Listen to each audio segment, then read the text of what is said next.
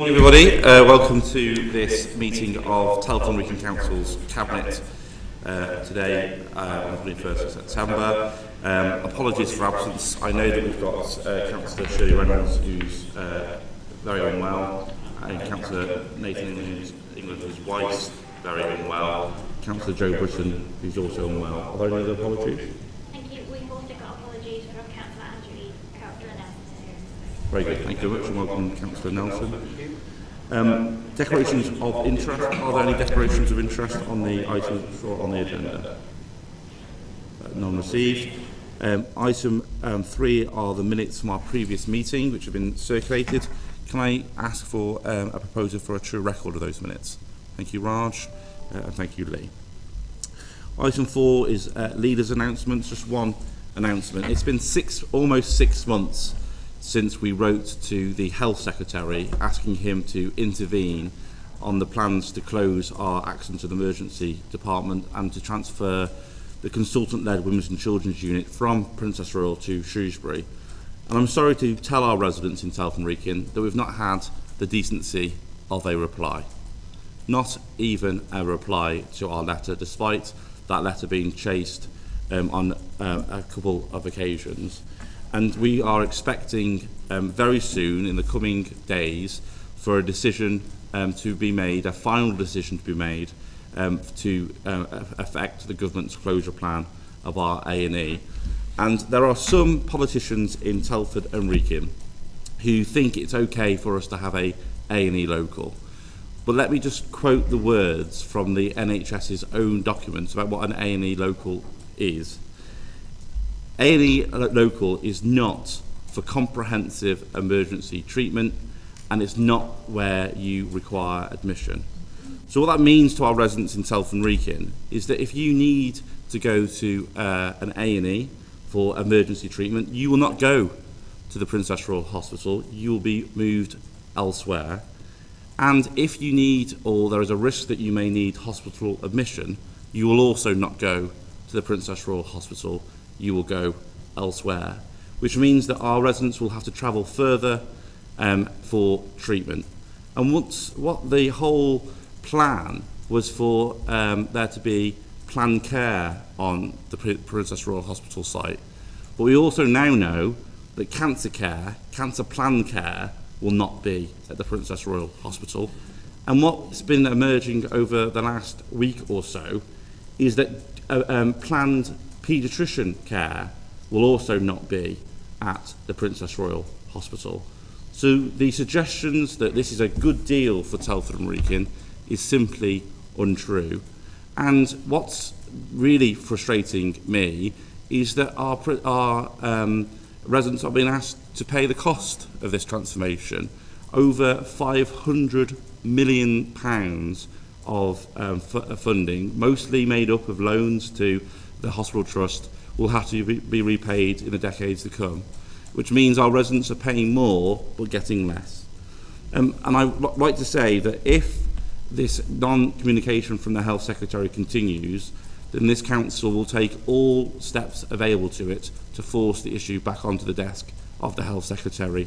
I also ask publicly, as I have on occasions privately, for our members of Parliament to be raising this in the House of Commons. If this issue is not important enough to be raised in the House of Commons, I genuinely don't know what other important issue there is to raise, because the future of healthcare is important to each and every one of us who live in this borough. I'll continue to keep the Council and the Cabinet and, of course, our residents up to date about this important issue. We now move to item 5, which is the Send and Alternative Provision Strategy, which is in our packs. Councillor Eileen Killier. Firstly, I want to thank officers and the wider team for their work, not only on this updated strategy, but also for their hard work day in, day out to provide the best educational experiences possible for our SEND children and young people. The strategy was last updated in 2016, and this update is in line with the proposals laid out by the Department for Education's National Send and Alternative Provision Improvement Plan of March 23 and Ofsted CQC new inspection framework of local area send arrangements from January 23. Both SEND and alternative provision are very close to my heart, having my own children that have accessed both of these provisions over the years. And working together is at the heart of this strategy. Understanding the importance of listening to all the partners, parents, carers, children and young people, and gaining understanding from lived experience. And this is the heart of this strategy. These partnerships are based around the Working Together Charter, which again is really important. Now, I know that everyone here understands the importance of education and learning, helping to develop critical skills, mental agility, logical thinking. It's the foundation for good opportunities. And it's also the foundation for things like our economy, financial security, equality, helping to reduce poverty. In Telford and Wrekin, we work hard to identify SEND children and children with disabilities early, so that we can get them the help that they need, the support that they need within their setting as soon as possible. You know, good SEND provision lifts learning barriers and promotes individual learning. This strategy sets out our vision for children and young people with SEND or disabilities, and for our children accessing alternative provision.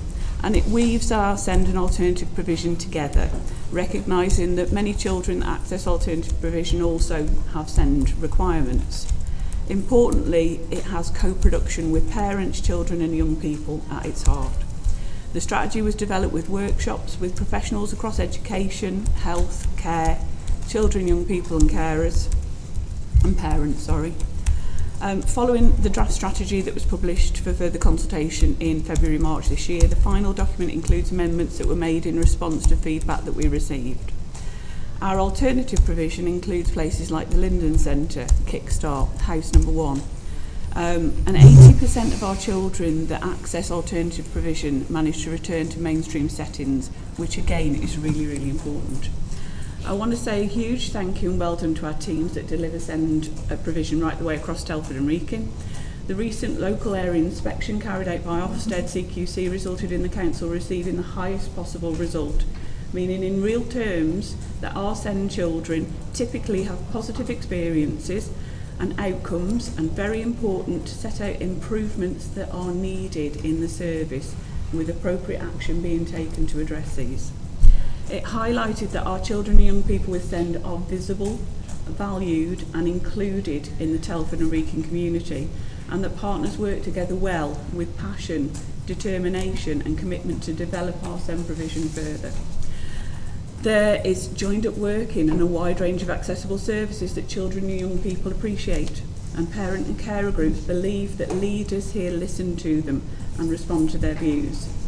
That area leaders also support the development of the Shout Out to SEND group, which is a small but mighty group of children and young people with SEND that are really helping to shape the service that we provide. The areas of improvement included that leaders from the NHS and Shropshire and Telford and Wrekin Integrated Care Board needed to work closely with partnership leaders to improve governance, monitoring, oversight of diagnostic pathways, so that children and young people with SEND's needs are assessed and met in a timely manner. Partnership leaders should improve communication with families beyond formal consultation routes to share effective information and advice about the provision available to children and young people with SEND. This Ofsted inspection results, they were acknowledged in a letter from Claire Coutinho, MP, congratulating this council on the Ofsted outcome and recognised the many positive aspects of our local practice alongside areas of improvement again, which for us is a really important part of this strategy and result.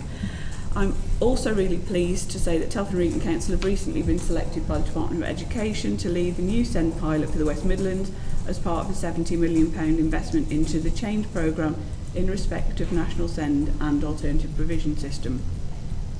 In spite of these really positive outcomes, we as a council will not be complacent about our SEND provision. We recognise that there will be challenges around SEND provision and improvements to make, but we as a council are committed to delivering the very best experience for children and young people with SEND across this borough, and I just thank everyone for their work on this strategy. Thank you, Eileen, and the recommendations in the report are proposed by yourself, seconded by Paul, and Paul, you'd like to come in. Thanks, Leader, and As you see from the report, this is a really positive strategy. It's all about partnership, and that's what's wonderful about the local area review we had from Ofsted, was that they talked about our partnership. They talked about how we were key to that partnership, and that's how we've dealt with the journey we've been on improvement across children's services, but especially around SEND. And knowing that journey and having been at the beginning of that journey with you, it's great to see the outcome that we've got. It is about the people who are working in this area, and I want to thank the teams for everything they've done, and they do, and that includes teams across the partnership, because we couldn't do this without our partners in health and our partners in other areas. It wouldn't work. We don't have the power to do what we have achieved without those partnerships, and good partnerships are really, really important. So I welcome the report and note and would also agree with the recommendations to Cabinet. Thank you. Thank you very much. Are there any other contributions from members of the Cabinet? Carolyn?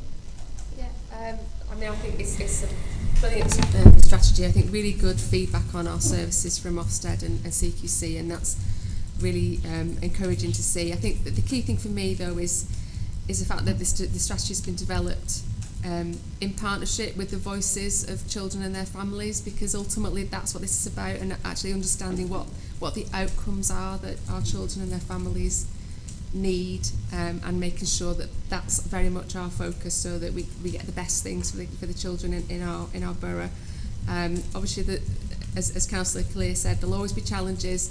I think funding, particularly national funding in this area, is a real challenge. But I think with the resources we've got, we're absolutely doing the best to make sure we have the best outcomes for our children. So thank you very much to the team, but mostly thank you to all the people who contributed to the development of the strategy. Thank you very much. Councillor Meta? Yes. Just to add, it's always nice to see what the borough and what we're doing as a council, but it just fits in with what communities out there say, and the report obviously has acknowledged what our communities from all backgrounds have been saying about our services, and it's been acknowledged in the report, so thank you. Thank you. Councillor Milton?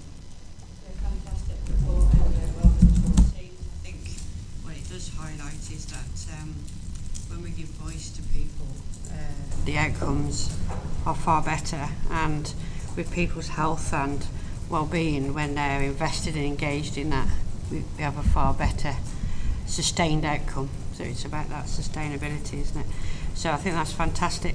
And also partnership working is huge, and I think when we do work together, again, it shows on the things we're able to achieve. So I think fantastic, everybody that's been involved, and for the young people whose voices have enabled us. I mean, they are the future of these things, and I think the more involved they get and the more say they have, the better that everybody will be from that. So well done, thank you. Thank you. Go to group leaders or representations of group leaders. Councillor Nelson. Thank you, Mr. Leader. First of all, I wish Councillor Shirley Reynolds, Nathan England's wife, and Joe Britton well. And also I'd like to thank the officers who helped us with the briefing, which was very detailed indeed. We commend the work of the Council in respect of the SEN provision, this policy and strategy. In fact, I read in the papers only this morning in the context of a survey regarding school attendance, and I've quote, "It also highlights that the pressures on special educational needs and the mental health services play a part in the attendance crisis, and suggests investing in those two areas will improve attendance." And I think this policy and strategy is evidence that the Council is investing in SEN. The wider needs for special education needs support are national. The borough isn't widely different from national positions, and I understand that the measures taken during the pandemic didn't help. So those two factors are significant. What is drawn attention to is the role of the NHS and mental health services. I mentioned it only in the paper this morning.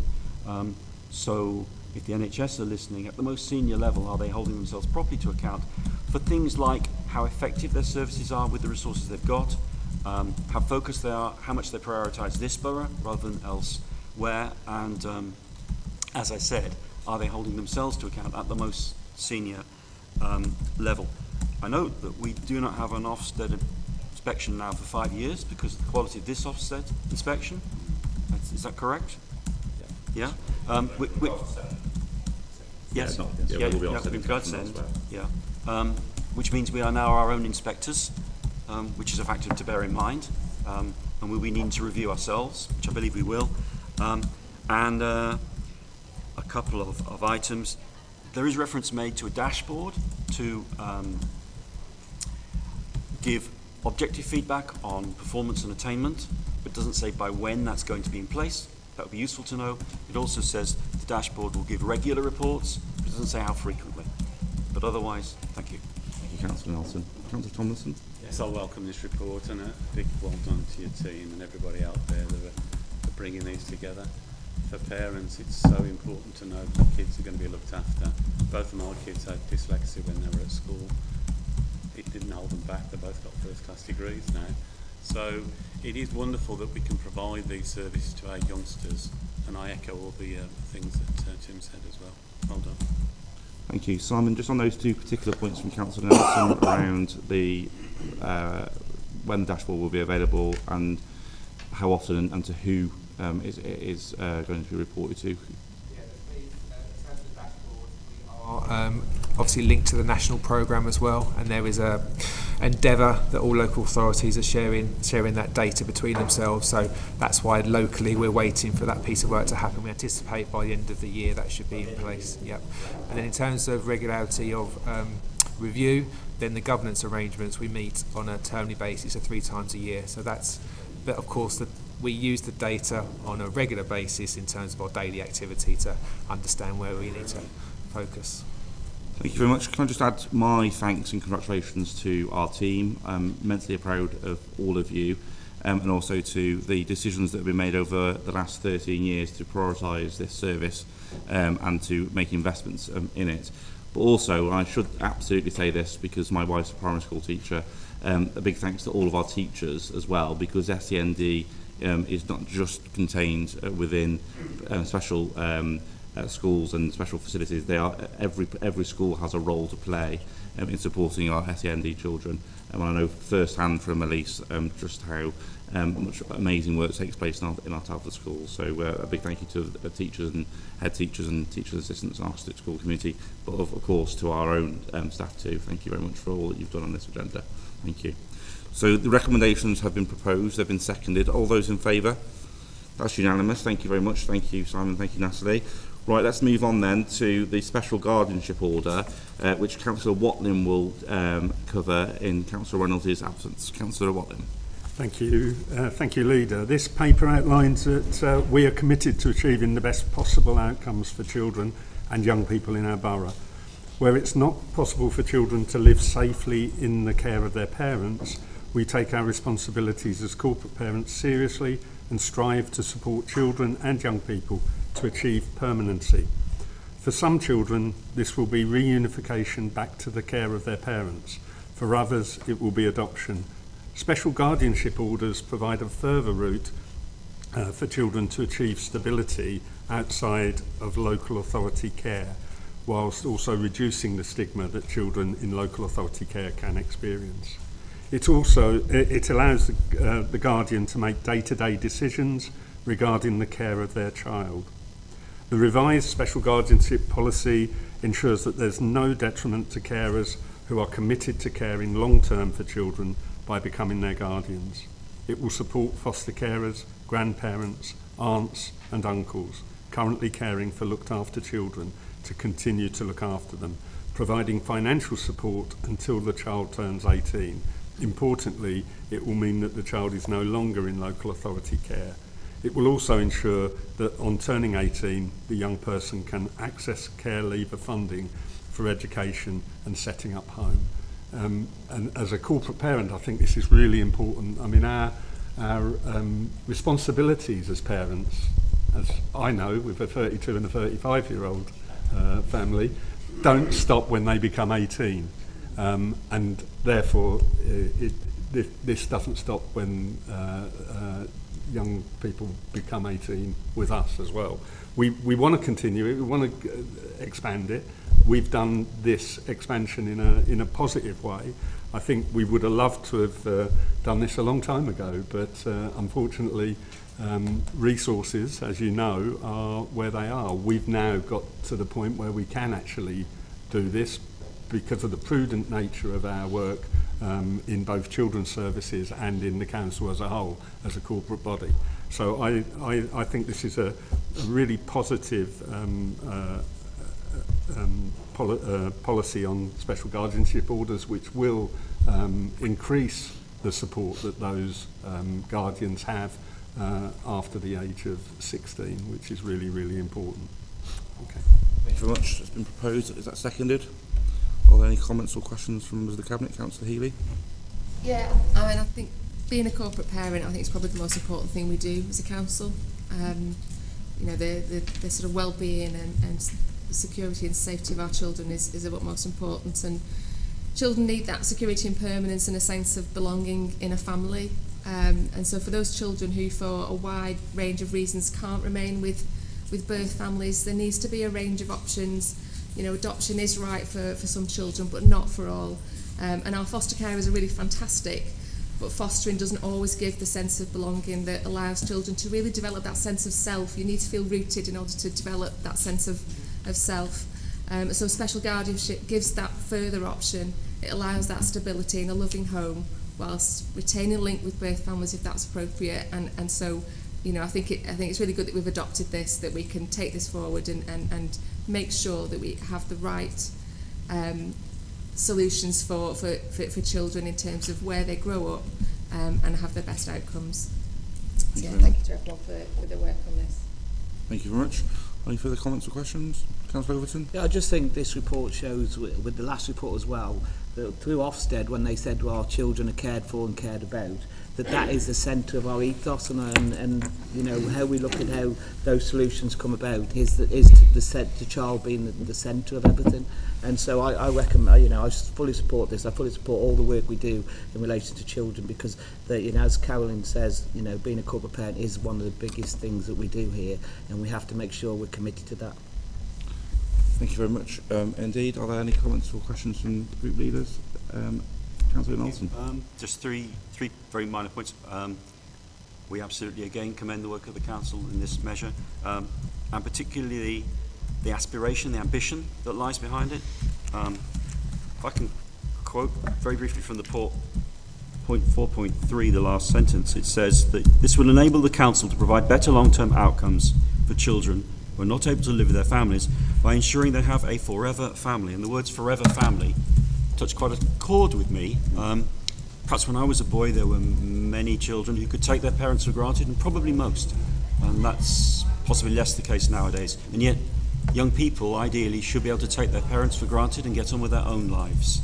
So if this is a measure that will help that, then it's to be applauded. The second thing is, again, the officers were very kind with their briefing, which is very detailed, and there are 22 pages of the report which relate to the legal provisions around special guardians taken incredibly seriously. It's a very, very thorough process, which was very reassuring. And thirdly, I hope it succeeds. Thank you. I really welcome this. What children really want is a loving relationship that's permanent as you can make it be. It gives them stability, it gives that person who's looking after them that stability, knowing that they'll be there not just tomorrow and the next 6 months, but for a lengthy period of time.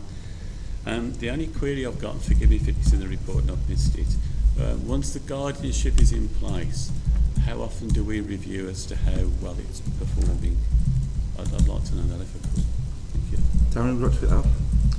We have ongoing support forums for SGO carers, so they can come together and talk to informally how things are going.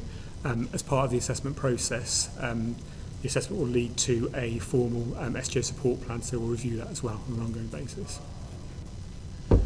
Thank you very much indeed, and thanks for the comments and contributions to this. I just wanted to say one quick comment, that I've come across a number of individuals who've wanted to enter a special guardianship order in order to keep a member of their family close to their family, and I think this is a really, really positive step forward for us to be able to support those heroes, and they are heroes who step in often under huge emotional and family distress and anguish to want to do the right thing for their members of their families, and also sometimes extended families, isn't it? So I really applaud this and thank the officers for the work that they've done and the leading way in which this council continues to provide children's services to our borough. So thank you very much. So it's been proposed, it's been seconded. Everyone in favour? That's unanimous. Thank you very much. Thank you very much indeed. Right, let's move on then to item 7, which is the employee survey for 2023, and Councillor Carter will present this report in lieu of Councillor England. Thank you, Leader. It's always been the case that the council has a very committed and hard-working workforce of public servants who are driving delivery of the council's priority day in, day out, often ignoring the metaphorical weather that goes on outside of this building and this chamber. The administration values their continued efforts, which are often unseen, sometimes in the face of really challenging situations, but always pulling through to do what we're all here to do, which is deliver for the residents of Telford and Wrekin. And this was borne out in the last employee survey that was undertaken in 2020, held at the height of the pandemic, which delivered very positive results. From that, the council developed a new workforce strategy to deliver a vision to be an employer of choice so that we can recruit and retain the right people with the right skills and to address some of the challenges the organisation has relating to a changing workforce, pay rates when compared to the private sector, competition from other local authorities and a lack of national strategy and assistance to deal with the workforce crisis that exists in key sectors such as social work. This strategy drove the introduction of a number of initiatives, including the introduction of an employee award scheme, which has been really well received. 3 years on, and to understand the impact of this work and to understand how employees currently feel about working for the council, a new employee survey has been completed, and the report before you summarises the initial findings. There was an excellent response rate, with over 2/3 of the workforce responding, and that was up from just over half in 2020. The results have continued to trend from the 2020 survey and show that employees are committed to and remain very positive about working for the organisation, with an overwhelming majority understanding how their work contributes to the council's priorities, that they can rely on colleagues to pull together, and almost all feeling trusted by their line manager to get on with the job.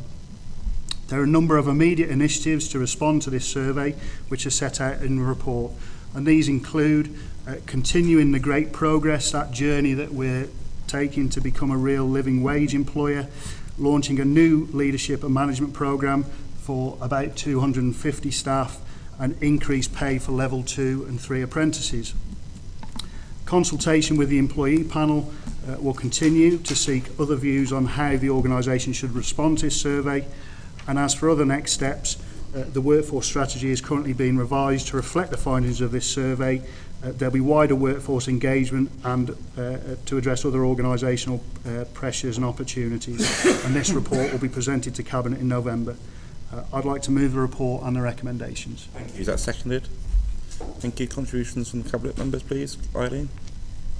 I really welcome the report. I think, you know, it's always nice to have feedback from people as to how we are as an employee and how they're feeling within their role. I just think, for me, I just want to put on record my thanks to all of our employees for the work they're doing. We understand the pressures that they can be under on a day-to-day basis, and I think just putting it out there to them to say, we, you know, similar to the SEND, you are visible to us and you are valued, and we absolutely appreciate the work that you do day in, day out, delivering to the residents in the council. So I just want to put that on record. Kelly? It's a fantastic report, and I think it's great to receive feedback. Really, really important. Whatever that feedback is, you know, it's really good that we get it. But we have got really dedicated and motivated staff, I think, who you can see really do want to do their jobs when you speak to them. And I think it's really vital that we support and empower each other as a council. We continue every day to do that with each other for our shared vision, because it's all about our residents. But the only way we'll do that is to empower each other, and I think it's really important that we get that feedback and know what people need for us to do that. So really well done. Thank you. Raj? Yeah, I welcome the report and the survey, and as my colleague and cabinet members have said, But for me to add what we said at the start, we protect, we care, and we invest, and we've created a better borough, and this survey proves that people can see that quite clearly. So thank you to everyone involved. Thank you very much. Group leaders. For an organisation as large and as complex, and with as distributed, if I can use that phrase, workforce, then this sort of activity is an extremely important part of a sort of soft management activity, because the council needs to learn what its employees are thinking. The employees need to know that the council is listening in return. And I think some of the feedback that's proposed in terms of having more of a commonality of management approach across different service areas is evidence, or I hope it's going to be evidence, of listening to the outcomes of the survey and the context that the council finds itself in, where, for instance, particular skill areas, social services was mentioned as one, but engineering might be another, and who knew HS2 could have an unintended consequence. Then learning more about the workforce and the things, non-cash benefits, for instance, that would be advantageous for them is really important for skills retention and recruitment.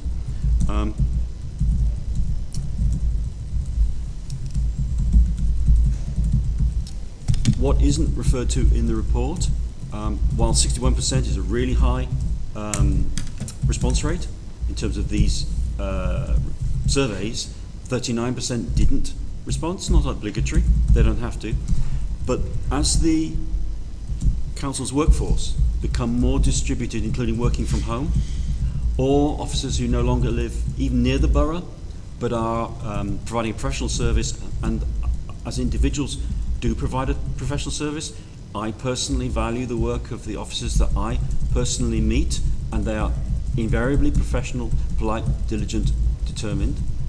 It's my personal commitment. Nonetheless, engaging with that workforce who are very distributed is a challenge for the council, and a challenge I hope the council is fully aware of. Thank you. Thank you. No, I welcome this report. We've got at least 2 reports on the agenda today, saying how well we've performed as a council, and we get these on a quite regular basis across all different parts of the council, whether it's finance, whether it's social services, whether it's highways, and it couldn't happen without the staff that we've got, that we employ. So I really do welcome the fact we're taking the time out to do as comprehensive a survey as we can to see what they feel and think. Cost of living crisis, they're going through that. They've had real pay cuts. They've got through COVID, getting through the positives and negatives of hybrid working and trying to adjust. That's often quite a fluid process. So I want to thank them from the bottom of my heart, and really as much as we can, we delve into these surveys to see what else we can do to aid them in the fantastic job that they're doing. Thank you.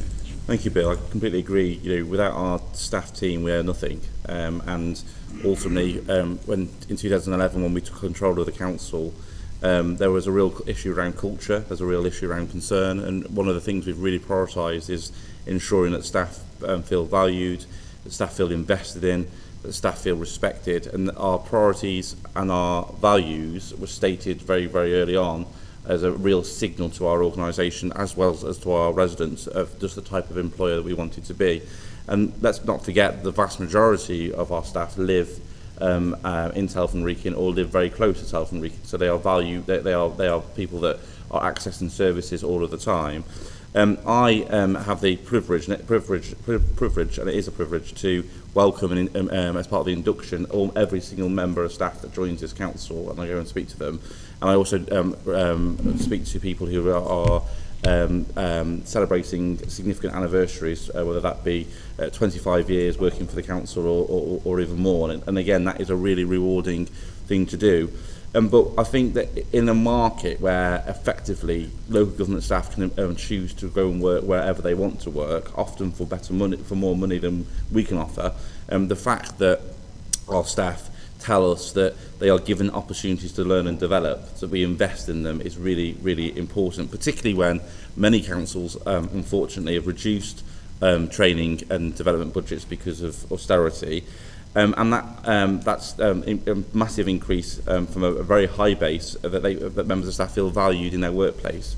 again, is really important. And I think that as an employer, if we can do nothing more than make sure our staff feel that they can develop and learn and improve and be invested in, and they feel valued, then those are the top two priorities. Things like pay, of course, everyone wants to be paid more. That is set nationally. We will always want to have more money to be able to fund our council teams, but the fact that those two indicators have improved from a very high base is really important. John, I just want to come to you on the particular comment around the feedback and the return rate. Although accepting it's high and it's improved, the benchmarking of it and the utopia of 100% returns. Yeah, I mean, 40% is normally considered a good response rate to an employee survey of this nature. So to get over 61% really does show that employees are really wanting to engage with the organisation when it's reaching out to understand their views on working for the council. The other thing I would just say as well is taking on board that 39% didn't respond to the survey. We're doing work to reach out to those colleagues across the organisation. We've got an employee panel and we're looking to expand that. We've got a series of other workforce-led groups as well, and we'll be talking to colleagues through those mechanisms as well. So yeah, absolutely trying to round out our understanding of people's perceptions of working for the council. David, do you want to say anything to the faith service? I'm just very proud of the response. It is quite challenging to get to that level, but also very proud of the leadership shown, both in terms of cabinet and the administration, but also the management team, because the culture is set in many ways from that perspective, and the results show a strength in culture in this organisation, which then drives the quality of service that's delivered to our residents. So very proud, Sean. Thank you. Thank you very much indeed. It's been proposed, it's been seconded. All those in favour? That's everybody. Thank you very much. Thank you, John. We'll now then move to our final item on the agenda, which is the volunteering in Telford and Wrekin. Councillor Mehta. Thank you. The purpose of this report is to provide an update on the progress being made with the volunteering for the council, as well as the support we provide to external organisations and our plans for further development. Volunteering is what binds communities together and is a big part of community life here in Telford and Wrekin. According to the resident survey conducted in 2020, 30.5% of respondents said they had been involved in volunteering over the last 2 years, and we have some wonderful case studies from local residents included in the report. Volunteers are extremely valuable assets for the council. We have nearly 2,500 volunteers supporting council services at the moment who make important contributions, bring a diverse range of skills and experiences, and add unique value to the service provisions across our borough by providing additional support in areas that matter the most to our residents. Things like cleanliness and health and well-being, for example. Whilst it's not possible to exactly quantify the monetary value of contributions made by volunteers throughout the borough, it is clear that it is significant.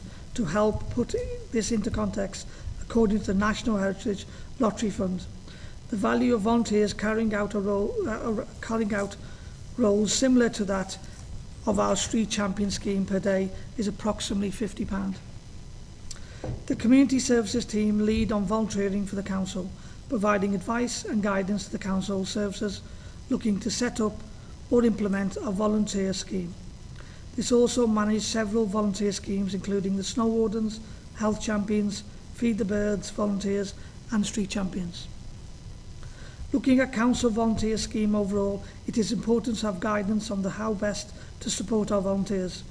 The community services team are responsible for managing the corporate volunteer policy, which sets out a consistent approach for supporting them, ensuring they are all treated fairly and feel valued. Originally developed in October 2012, with an ever-increasing number of volunteers, the policy has recently been updated to reflect the learning we've taken from our experiences over the years, particularly from emergency situations such as COVID. A summary of the key updates are included in the report.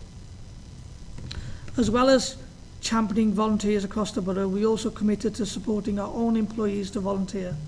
As part of the update to the corporate volunteer policy, information relating to the Council's employee volunteering has been removed to make way for the standalone employee volunteering policy that HR now on lead and has also recently been updated to include any increase in the annual entitlement for employee volunteer hours from 1 to 2 working days pro rata for part-time staff. Support is also provided to local voluntary and community sector organisations, with a total of 57 being supported over the last 12 months. We have a strong partnership work in place with local voluntary and community sectors. We work with a wide range of partners, much preventive approach to support individuals and families to live independently and healthily as possible, without having to gain support from adult and children's services. To help with promoting volunteer opportunities across the borough, we manage the Volunteer Telford website, the platform we use for advertising these opportunities on behalf of the council and other local volunteer organisations. The site is well used, with around 86 organisations registered on the site and 170 volunteer opportunities currently advertised, ranging from environmental projects, sports, recreation, catering and culture, to supporting children and young people and older people. Celebrating our volunteers is also very important. It shows we recognise their input, make them feel valued, and they are more likely to stay with our organisation. There are many different ways we do this, through our actions, how we support them, how we communicate and involve them, but the central focus for us each year is National Volunteers Week, which is something the Council has been celebrating for many years, now in conjunction with service areas and partners. In addition to this, last October we organised thank you event for street champions, giving the over 1,400 of them. Is not possible to bring them all together regularly for shared supervision and support in the way we do for our other volunteer schemes. However, it is important to recognise their achievements and give them the opportunity to network with one another. This event was a night of celebrations and engagements and feedback received, and has been used to help inform the development of the scheme in future. We like to build on the foundations already in place for volunteering. The platform the site currently sits on is being phased out, so we are working with IDT to deliver an improved in-house version that will provide enhanced functionality. At the same time, we're also looking to develop a new matching site between the local community groups and businesses. We know there are a lot of organisations out there needing more volunteers, but at the same time there are also local businesses that want to engage more with our communities and offer up staff time as part of their corporate social responsibility. This will provide a single reference point for people to connect with one another. One of the Council's key priorities is to increase the number of street champions we have to 2,000 by the end of March 2027. The current total stands at just over 1,400, so we've put an action plan together for recruiting an additional volunteers, including another thank you and recruitment event in 2024, to coincide with the Great British Spring Clean campaign, targeted recruiting and increasing family sign-ups, work-based champions, and supporting more local businesses to fulfil their corporate social responsibility, as well as improving under-representation. Finally, we'd like to launch Council-wide volunteering satisfaction survey to gain feedback in a similar way to how we gain feedback from employees. The proposal is to launch this after Cabinet's approval for the corporate volunteering policy. The survey will ask volunteers how satisfied they are with their overall experience of volunteering for the Council, results which we'll use as baseline for the future. Thank you. Thank you, Councillor Mehta. Councillor Milton. It's a great report, and our voluntary community sector, I see on a daily basis, has great dedication and support it provides to our communities. So we have a sector that we should be very proud of, in my opinion. As this paper says, volunteering fits well for the 5 ways to wellbeing, which one of those is giving back, and it's really good for building confidence, resilience, building your wellbeing, and it's great for reducing loneliness and creating a sense of belonging. So I started my journey in mental health as a volunteer back years back now, and it really gave me the opportunity to explore what I wanted to achieve, what I wanted to do, try different roles and see what fitted for me, and give me that experience and confidence within that role. So I think it's really important. And we've got some great roles like blood pressure volunteers, which I'm going to become myself, health champions, and I think the thing I live by is the saying, if you work for your community works for you. And I think that really is vital for us all to help each other and get the work done. So fantastic report, and I really do support volunteering. So well done, everyone. Thank you, Gary. Irene?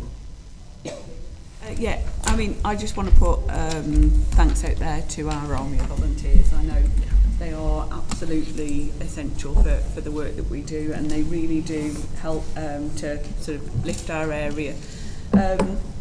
I hate the fact that they have to go around and pick up litter after people, if I'm honest, but I do love seeing a blue bag by the side of the bin waiting to be collected. You know, I hate that they have to spend their spare time going and picking up litter, but I love the fact that they're willing to do that and spend their spare time and take pride in their area and love the area so much that they will do that and invest in their time and go and sort of improve things for other people. So I think that's really important, just to really put that out there, that, you know, we really appreciate what he's done on all different levels, but that, you know, Street Champions, for me, that really makes a difference in my area.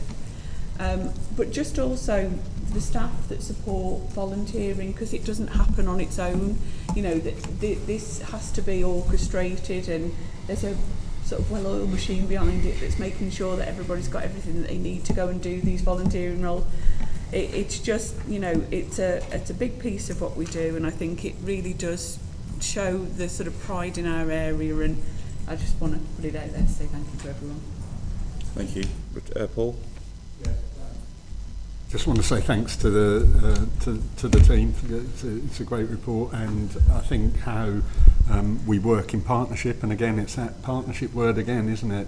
How we work in partnership came to fruition during the COVID crisis. We saw what we as a community and we as a council could do in partnership, and we did a lot more than we should have been able to do because of that. So that partnership across our services is really important, and you mentioned many areas, Councillor Meta, of volunteering across the council, but it's that broader role of volunteering across Telford and Wrekin that's really important to us, and we will continue to support it. Thank you. Thank you. Councillor Overton? Yeah, I mean, it's, as Kelly says, I mean, it does tick a lot of boxes being a volunteer, especially the 5 ways to wellbeing. You know, mental wellbeing is important, and sometimes being social isolated, that volunteering opportunity that comes along can give you that social support that you require. I mean, I work for a small charity, and if we didn't have our volunteers, we wouldn't be able to deliver the services we do deliver. So it shows that volunteering not only makes services happen, but they also are good for the volunteers, and also the Step Into Work programme where people can volunteer to get new skills to move into work. I mean, they give you so much opportunities when you volunteer, and we have to make sure we support those organisations, Paul said, to partnership working, but also as a council, our staff have that opportunity to volunteer because it is good for you and it makes you feel good in yourself. So we have to support that as well, and it's a great report, and thanks to all the officers who helped bring this to fruition, and made sure, you know, I remember the gems in when we had our events programme, all those volunteers coming together. It's an amazing thing when you're volunteering, as we all do in our own thing. I'm a volunteer football coach. If I didn't coach, the kids wouldn't play football. So, you know, we give opportunities to people by volunteering as well, so we have to support those volunteers. Thank you very much indeed. Lee? Yeah, echo what everyone said. There's a few things today from this report. First of all, echo what Councillor Calais said about thanking the Army of Volunteers, but also the staff from our side that coordinate some of those efforts. I think a few things stood out though, you know, the words street champions and snow wardens, which didn't particularly feature in the language of this council before 2012. That didn't exist in 2011. By 2012, some of the first initiatives that this administration brought in were volunteering schemes on a scale that now involves thousands of people involved in picking litter in the local communities, help keeping our local communities clean and tidy, and generate that pride in our local communities, but also keeping our footways clear in inclement weather. I think some other things that stand out in this report, the way we lead by example as an organisation, so not only the staff who coordinate those volunteers, but our own staff themselves going out into the community and volunteering their own time to help in those various areas. And the fact that we work with our own contractors, Balfour, Veolia, ID Verdi, and actually send a message to them quite loud and clear when we procure those contracts. Listen, if you want to do business with Telford and Wrekin, you need to demonstrate that you are prepared to also play a part in our community. And I've seen that in real life, in real time actually, where Balfour Beatty did some work at Sutton Hill, the community centre at Sutton Hill, and not one of those 20 staff that were there were being paid for that. That was voluntary, out of hours time for them, making a contribution to that community. I think it's fantastic the things that we've put in place to value the contribution of volunteers. A couple of examples of that include the Street Champions event, but also tailoring grant schemes that we've got to support the voluntary sector and the community who are volunteering out there, the Enviro grants being an example of that. I think it's also great that this document demonstrates that we want to continue to develop that actually we're quite explicit in here that doing nothing or doing nothing more is not an option for us, that we want to continue on that. We want to better coordinate volunteer efforts across Telford and Wrekin. We want to grow participation.